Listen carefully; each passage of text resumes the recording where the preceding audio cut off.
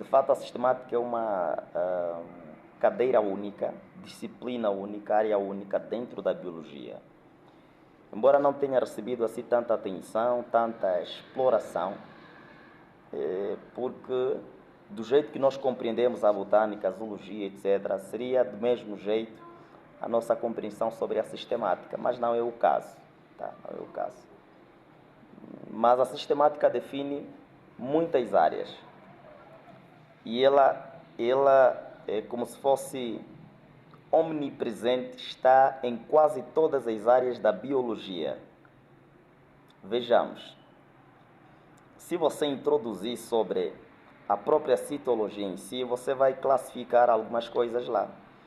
Se você ficar a estudar a célula vegetal, depois desdobrar no indivíduo, também vais estudar a diversidade que você observar, vai te obrigar a agrupá-los.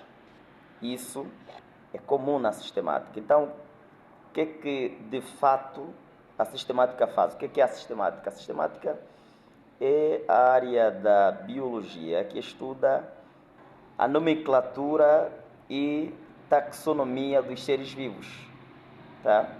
Nomenclatura e taxonomia dos seres vivos. Os seres vivos apresentam uma grande diversidade. É um fato que os seres vivos são diferentes, tá? Pode até haver dúvida se os seres vivos se relacionam entre si do ponto de vista evolutivo. Pode até haver alguma dúvida se existe uma descendência entre os seres vivos. Pode até haver uma dúvida sobre a teoria da evolução, mas sobre a sistemática em si é algo muito evidente. É algo muito evidente que você e o macaco do velho mundo, você e uma mosca, você e uma formiga, tu e o cão, né? Todos aqueles que fazem parte do gênero Canis, são completamente diferentes. Você tem uma posição vertical, enquanto que o porco, o hipopótamo, etc., tenham uma posição anatômica horizontal. Então, a sistemática é uma ciência em biologia muito, mas muito evidente, porque a biodiversidade é algo notório, observável, tá? Mas agora, a grande complicação é como poder colocar cada um no seu devido lugar, como classificá-los, que nome dá-los, tá? Os grupos que nós conhecemos são reais, são artificiais, são convencionais. Como entender isso aqui? Tá? O Homo sapiens em si é um grupo, é um táxon. E Homo é uma categoria. Mas agora, isso é real, convencional, é artificial? Como entender isso aqui? Daí que surge a sistemática trabalhando nessas questões. E depois a própria sistemática em si vai ter desdobramento na teoria da evolução, vai ter desdobramento no entendimento da botânica, no entendimento da zoologia, no entendimento de citologia, genética e várias outras áreas da biologia em si. E tanto que o próprio estudo da biologia começa com uma sistemática, que é a sistemática de Aristóteles em seu livro sobre os animais, em português intitulado Sobre os Animais. Então Aristóteles sempre buscou uma classificação, buscou alguns critérios para classificar. E aqui tem um ponto, a biodiversidade é algo patente, mas agora o que é que faz com que eu esteja no grupo dos primatas, no táxon dos primatas, e o cachorro não esteja, o cão não esteja? Por que a hiena não está no mesmo grupo que eu? Aí que existe o critério. O critério é algo utilizado em quase todas as ciências para poder assemelhar ou distinguir os seres. Em filosofia, o filósofo Mário, que é platonista, aborda muito sobre isso. Ele diz, olha, o semelhante é algo óbvio. A distinção também é algo óbvio. Os seres possuem identidade. Então, Aristóteles, que foi um dos primeiros a fazer um estudo pormenorizado a respeito disto, deu conta que a biodiversidade é óbvio.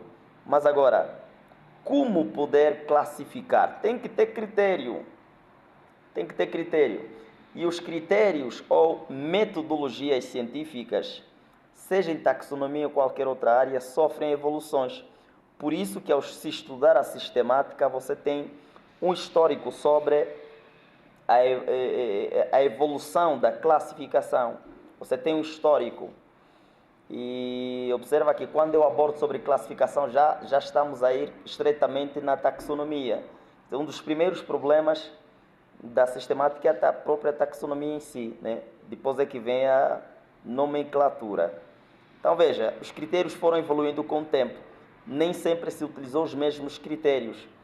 E há um ponto aqui divergente nos critérios. Veja só. O primeiro ponto é, se eu tiver que classificar uma planta, tá? E uma planta do tipo superior, eu vou usar apenas uma característica ou várias características? Vou usar apenas um fenótipo ou vários fenótipos? Isso é discutível. Alguns, por exemplo, o sistema deles de classificação dos seres vivos foi apegando-se apenas em um ponto, apegando-se apenas em um fenótipo. E aí foram desdobrando várias classificações, como Linneu, que foi um cristão aristotélico e botânico, muito mais voltado para a área da botânica. Para classificar as plantas, foi utilizando um sistema de classificação voltado para os órgãos reprodutores. E essa classificação, ela ainda é patente até os nossos dias. Como é que você sabe que ela é angiospermica? Como é que você sabe que ela é gimnospermica? É que uma tem flor e outra não apresenta flores, tá? Observa que esse é um critério muito antigo. Estamos a usar um critério reprodutivo, um fenótipo reprodutivo, uma característica reprodutiva. É muito diferente do que se faz em várias outras, é muito diferente das outras classificações. Então, como é que você sabe que ela é uma criptogâmica e outra é fanerogâmica? Como é que você sabe que essa é gimnosperma, tá? E a outra planta é briófita ou pelo menos pteridófita? Como é que você consegue distinguir entre pteridófita e uma angiospermica? De iniciativa, tudo estava voltado para o elemento reprodutivo.